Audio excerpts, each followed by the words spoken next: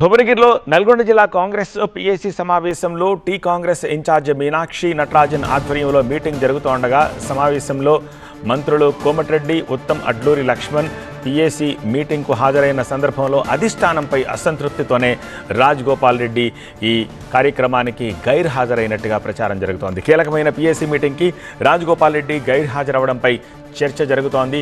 గతంలో ఖర్గే సమావేశానికి కూడా రాజగోపాల్ రెడ్డి గైర్ హాజరయ్యారు. ఇప్పుడు మీనాక్షి ఆధ్వర్యంలో జరుగుతోన్న మీటింగ్ కూడా దూరం అయ్యారు. కొంతకాలంగా పార్టీ కార్యక్రమాలకు అంటీ ముట్టనట్టుగా ఉంటున్నారు రాజగోపాల్.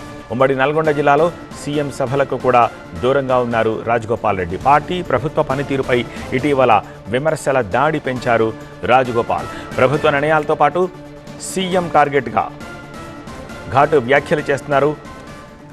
మంత్రి పదవిపై అధిష్టానం మాట తప్పిందన్న అసంతృప్తిలో రాజగోపాల్ రెడ్డి ఉన్నారు. రాజగోపాల్ రెడ్డి గైర్ హాజరుపై సమాధానం దాటవేశారు మంత్రి కోమటిరెడ్డి. కొన్ని చెప్పే ఉంటాయి, కొన్ని చెప్పలేని ఉంటాయంటున్నారు మంత్రి కోమటిరెడ్డి.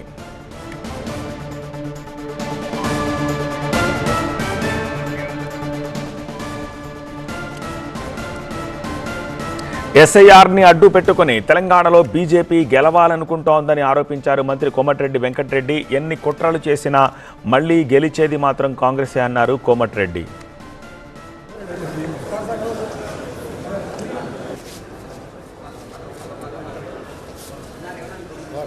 మనం